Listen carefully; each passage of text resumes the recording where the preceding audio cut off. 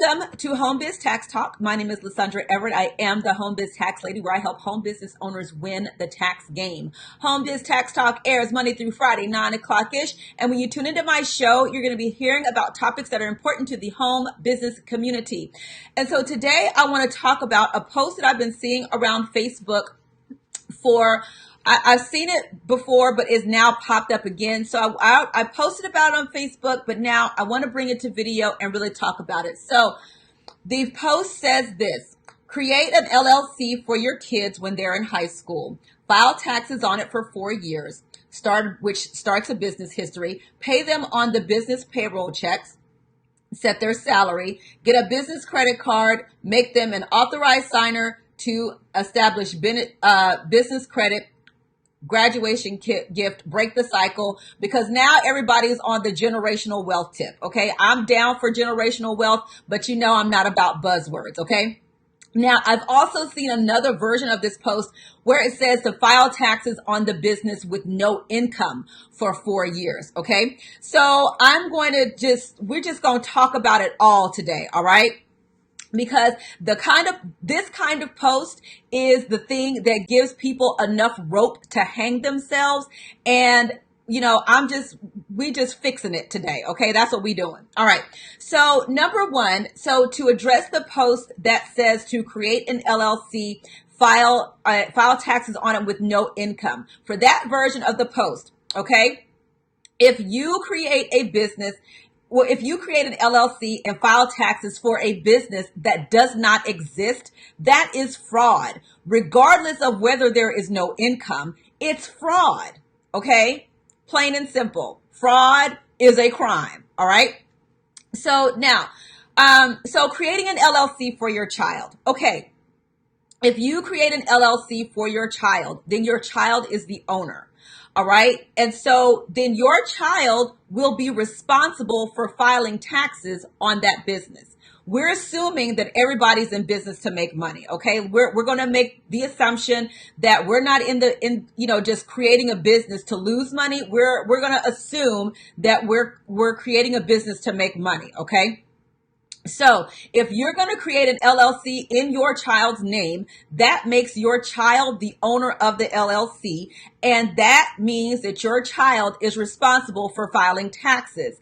To address the part why I pay them from the payroll checks, when you are the owner of an LLC, the single member LLC, you are not an employee. Whatever you pay yourself is considered an owner's draw. That is profit from your business. That is taxable. Your child will be responsible for self-employment tax as well as income tax. Okay. So yes, you can create a business for your child and you can go make money, but you better be prepared to pay taxes for your child. Okay.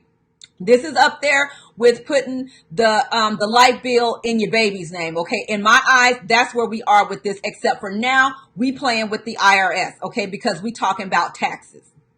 All right. So if you create a business for your child that you are running, but it's in your child's name, you're going to create a tax bill for your child. And I hope that you are able to pay it. This is what that whole save 30% of the money. That's where this comes in.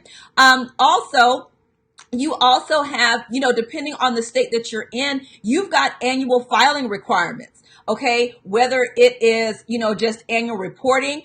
Each state they have different types of fees. Some states just have annual fees. Some states have, local taxes as well as state taxes. Okay. And depending on the state, they have a minimum tax requirement where it doesn't matter if the business makes money or not, you still gotta pay.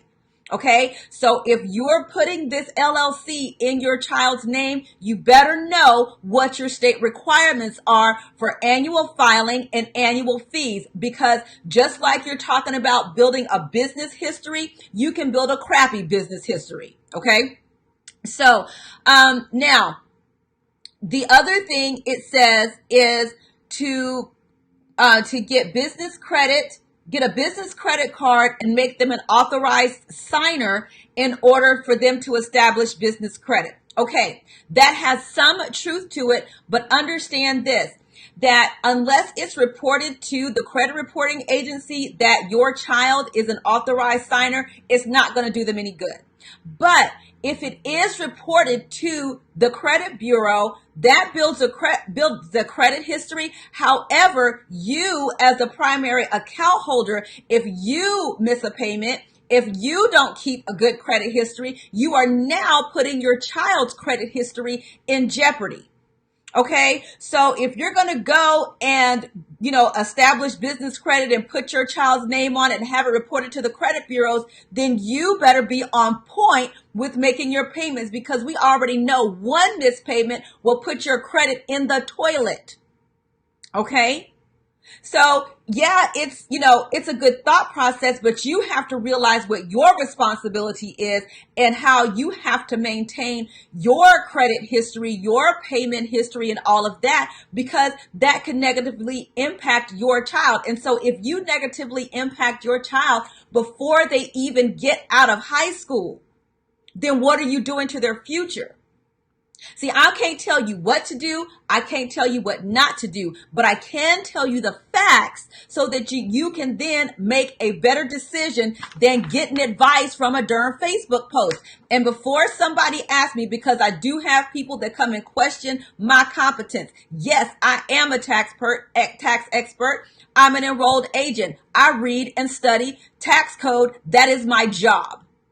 Okay, so let me put that out there before somebody decides to come for me because they got this post from some 7-figure earner who said this is what they did. Okay, the next thing, now you can, if you are a single member LLC, you the parent, if you are a single member LLC, you can employ your child in your business. Okay, from ages 7 up to 17. All right. Yes, you can do that. However, there are rules to be followed. Okay, you can't just go and just write checks to your kid all willy-nilly and think it's going to be okay. Yeah, it's all well and good until you get audited. Okay, so it's not like, so that little piece, right? If you are the business owner, then you can employ your child. If you've been following me for any length of time, you've heard me say that over and again. I've done webinars and everything. Okay. You can do that, but there are rules to be followed. Okay. So the thing with this post, like I said, it's just enough rope for you to hang yourself, because see, if you go and create this LLC and you're not making any money, right? So you're filing taxes and let's say you're operating at a loss. Okay, that works for about 2 or 3 years. But then after that, the IRS is going to tell you that you have a hobby and not a business. So if you're going to be business savvy, stop taking this advice from Facebook. Go hire someone. Go talk to an attorney. Go talk to a tax professional. Go talk to a CPA. Stop living your life based on Facebook posts. I even tell you with these videos that I do every day, this is still not enough information. You have to sit down with somebody in your whole entire tax picture in order for you to be able to make an educated decision about your tax life. Okay. And then, the other problem that I have is that people, get in business for tax purposes, to save money on taxes. The only problem with that is that people don't prepare to pay the taxes that they're going to owe. They get in business, they operate at a loss the first couple of years, and oh my gosh, we get this refund. So yes, being in business helps your tax situation. But if you're doing what you're supposed to be doing with your business, which is making money, thou shalt pay. Okay, business owners pay taxes. This is why I make announcements about quarterly estimated taxes, because once your tax liability is $1,000 or more, you will have estimated tax payments that you got to pay. And the only way you get a refund is if something, number one, went horribly wrong, or two, you overpaid in your estimated tax payments based on your income. Those are the only two ways that business owners get tax refunds. Otherwise, you write in checks. And so if you're going to create a business for your child that, if your child is nowhere even involved in this, then you are setting them up for failure. Okay. If we want to raise our kids to be business owners, that's awesome. But let's raise our kids to be smart business owners. Let's raise our kids to run businesses that make money. That's what we need to do here. Okay. So, yeah, like that's really it for this one, you guys. It's just, y'all know me. Y'all know I'm about really educating, home business owners on what's going to, like I said, help you win. Okay. But if you go and do this stuff half-cocked without really knowing what the impact of your actions are going to be, guys, you can wind up in so much trouble. And the last place you want to put your child in trouble with is with the government. Okay?